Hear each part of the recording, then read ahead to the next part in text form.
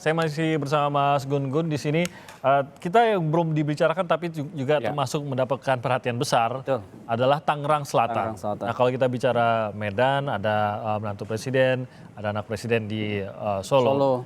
Di Tangerang Selatan justru ada generasi berikutnya dari tokoh-tokoh politik yang lain. Dari dinasti Prabowo ada di sini juga, atau dari Hasyim lah ya begitu ya. Masih sama juga kaitannya tentu saja dengan keluarga Prabowo, dan juga dari Maruf Amin, wakil presiden yang bertarung di Tangsel gitu. Nah, Mas Gun sendiri melihat ini juga unik, ada 3 pasangan calon kalau di Tangsel ini. Bagaimana Anda melihat konstelasinya dalam kondisi ini?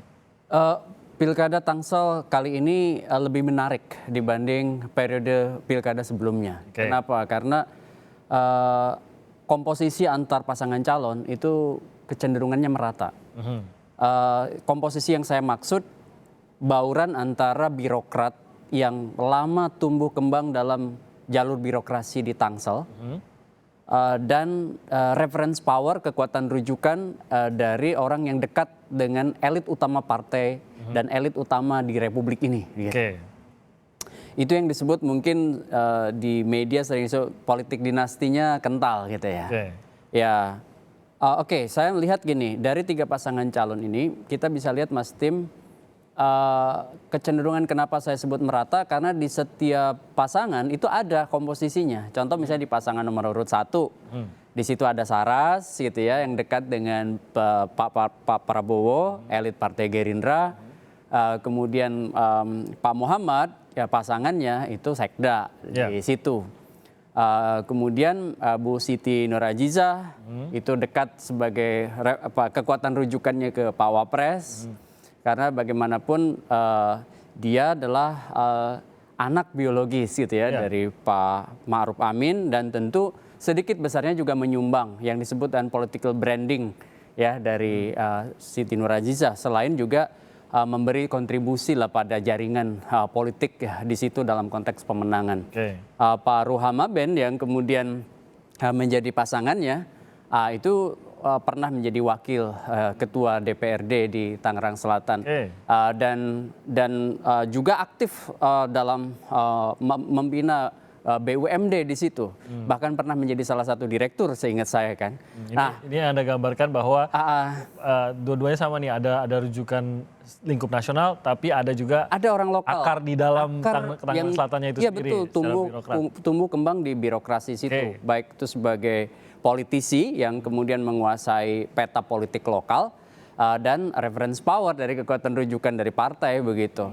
Nah, pun demikian juga nggak kalah menarik pasti. Nah, yang ketiga juga sama, petahana ya Pak Muhammad Dafni ini lama mendampingi Bu Airin, ya kan? Yang tidak bisa maju lagi, sehingga ya kalau melanjutkan Bu Airin. Kemudian dia maju, artinya secara struktural dia menguasai peta juga di Tangerang Selatan. Nah, sementara pasangannya anak muda, representasi dari kekuatan politik dinasti di Banten gitu ya. Bagaimanapun saudara dari Bu Atut dan ponakan dari Bu Airin gitu. Artinya 3 pasangan calon ini menurut saya komposisinya sama gitu. Sehingga kalau kita bilang harusnya Pilkada Tangsel ini menjadi laboratorium politik ya,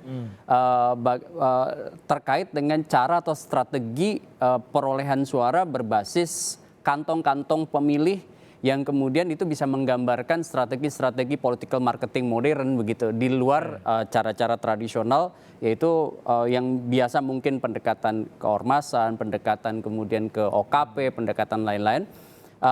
Dan jangan lupa ada problem serius di Tangsel. Apa itu? Ada 2 Mas Tim dalam bacaan saya yang kemudian harus semua pasangan calon itu memperbaiki ini situasi hari ini. Pertama soal partisipasi pemilih yang rendah. Tangsel itu belum pernah ceritanya punya pilkada dengan partisipasi pemilih di atas 60%. Yang terakhir tahun 2015 partisipasinya hanya 57%. 2010 seingat saya juga sekitar di bawah 55, bahkan 53 kalau nggak salah. Nah itu menjadi contoh Mas Tim bahwa belum pernah sejarah Tangsel partisipasi pemilihnya itu melampaui angka 60%. Satu. Yang kedua yang menarik lagi adalah kuatnya kontribusi kekuatan rujukan ya dalam pemilu, dalam pilkada. Contohnya misalnya bagaimana keluarga seperti misalnya keluarga Bu Atut dulu berkontribusi besar dalam kemenangan Bu Airin begitu ya. Pun demikian kalau kita lihat itu juga mungkin juga terjadi hari ini gitu, sehingga kemudian hampir semua pasangan calon kan menyadari itu sebagai sebuah kekuatan di Tangerang Selatan. Nah, maksud saya kenapa harus diperbaiki, karena begini, ada lapis pemilih yang terutama tinggal di kompleks-kompleks ya di Tangerang Selatan yang sampai hari ini tingkat kepercayaan publik untuk datang ke TPS itu rendah gitu. Kenapa? Udah tau lah yang menang siapa, keluarga siapa gitu. Nah itu yang kemudian harus didekonstruksi gitu. Maksud saya ada peluang yang sama-sama besar siapapun memenangi Tangsel gitu ya. Sehingga itu bisa menggerakkan yang disebut dan basis pemilih untuk datang ke TPS. Ini mirip kalau tadi kita sempat berbicara mengenai Depok, bagaimana sebenarnya yang belum sempat Mas Gun sebutkan adalah bagaimana komposisi 2 paslon dengan komposisi 3 paslon akan memberikan dampak yang sangat berbeda gitu. Apakah di sini juga mempunyai pengaruh yang sama?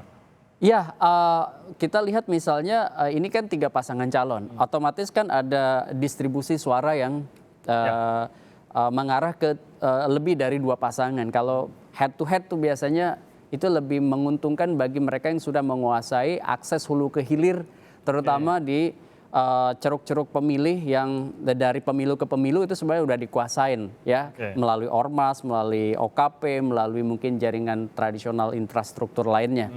Sekarang dengan 3 sebaran pasangan calon dengan komposisi yang mirip, yaitu birokrat berpengalaman dan orang yang terkait dengan dinasti politik, itu akhirnya kemudian bertempur dan pertempurannya itu menjadi jauh lebih terdistribusi ke banyak pasangan calon, sehingga menurut saya hari ini pilkada Tangsel lebih unpredictable dibanding eranya Bu Airin gitu. Karena banyak faktor yang akan menjadi pertimbangan pemilih gitu ya. Iya, dan mudah-mudahan aja juga ada jadi punya opsi itu menarik bagi pemilih yang apatis gitu ya. Kan sekarang ini kan banyak di Tangsel itu pemilih apatis. Kemarin aja di survei teman kita ya, indikator itu menunjukkan bahwa yang bersedia untuk datang ke TPS itu kan baru sekitar 57%-an juga. Artinya mirip-mirip dengan pemilu sebelumnya.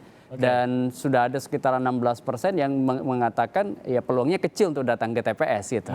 Artinya Mas Tim, ini jadi agenda bersama dari para pasangan calon untuk mendorong partisipasi pemilih di Tangerang Selatan. Yang kedua, sebenarnya di luar isu pemilihan, Tangsel ini kan wilayah kota yang strategis.